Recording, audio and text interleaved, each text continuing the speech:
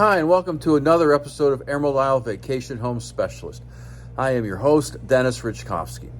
Some of you recognize me as the co-owner of Flip Flops Donuts, and some of you know me as your broker of real estate, who specializes in waterfront and waterview properties along the Crystal Coast, especially on boat banks and in my town of Emerald Isle, North Carolina. On this channel, you will find essential information from the inside scoops on buying and selling homes to how to live with the ocean, rivers, and sounds that define the Crystal Coast. Today's episode is all about voting and the results of the November 2nd elections for mayor and town commissioners in Emerald Isle, North Carolina. Whether you visit here occasionally or live here full time, knowing about the elected officials who will be entrusted to steer Emerald Isle's future is a story worth telling. Before I begin, please subscribe to my video channel now or at the end of this episode. The arrival of November means several things. Pumpkin spice donuts are in full swing at my Flip Flops donut shop in Emerald Isle.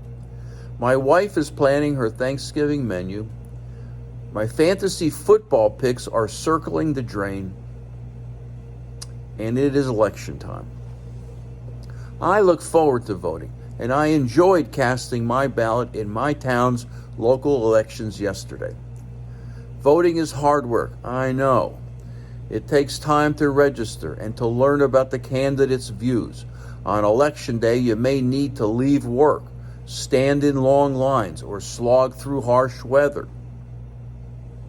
Knowing all the time that the chances your individual vote will make a difference among the thousands or millions cast are pretty much zero. Indeed, I knew that the probability that I could be the deciding vote in the 2021 mayoral election in Emerald Isle is much smaller than the chances that I'll get hit by a car on the way to the recreation center where I voted. Yet, I showed up. If I look at voting in those terms alone, voting does appear irrational. Then I am reminded of Roald Dahl's unforgettable words about social change. Somewhere inside all of us is the power to change the world. One of my favorite people in history, Susan B. Anthony, reminds us we must never forget the importance of making our voices heard. Someone struggled for your right to vote. Use it. Stop and ponder that one for a moment or two if you ever are on the fence about voting. Then there is Thomas Jefferson's historic truism. We do not have a government by the majority. We do have a government by the majority who participate. And I can hearken even further back in history, all the way back to ancient Greece, to get some advice from Plato himself. One of the penalties for refusing to participate in politics is that you end up being governed by your inferiors. So yeah, I voted.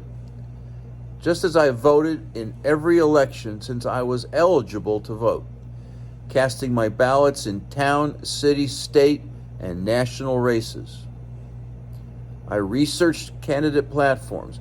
I spoke to several candidates. I walked over to my polling place and I was treated like a celebrity. People reached out to introduce themselves. Literature was stuffed in my hand. A volunteer greeted me at the door. Only the person verifying my residence was solemn.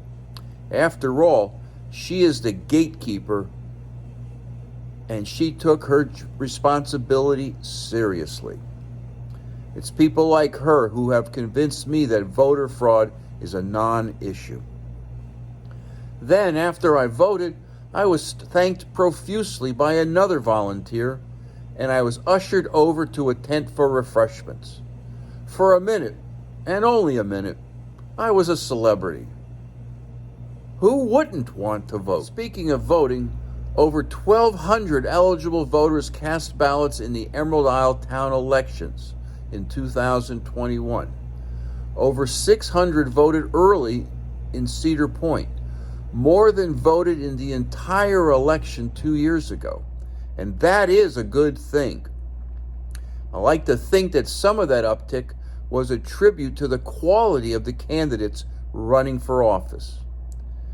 And for all the griping about development and stormwater runoff going on in this town, I wonder why the other 1,200 plus eligible voters didn't bother to make their voices heard. And that upsets me.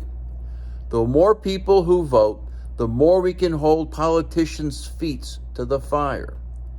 If more people voted, democracy would be healthier.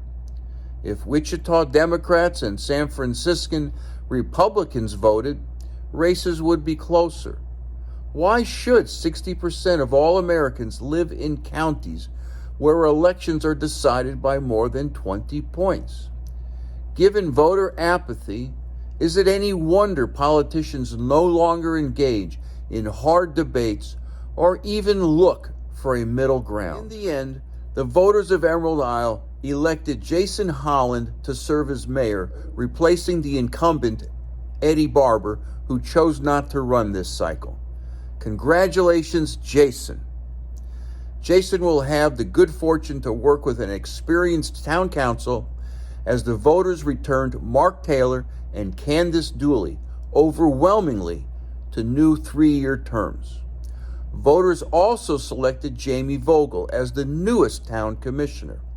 As the third place vote getter, Jamie will serve 2 terms, a 2-year term. Jamie works for Trans Impact in sales and marketing, and I am certain she will put that expertise to good use as she helps steer this town into the future. Congratulations to Mark, Candace, and Jamie. And when you want to learn more about what is happening in Emerald Isle, North Carolina, subscribe to my newsletter by texting your email address to 919-308-2292 or sign up for my blog on my website, www.eihomesforsale.com, and subscribe to Emerald Isle Vacation Home Specialist on YouTube at the end of this video. Stay well and stay safe. So come on down. Please subscribe to my channel below and definitely return next week to the same bat channel at the same bat time of 9 a.m. on Thursday for another episode of Emerald Isle Vacation Home Specialist.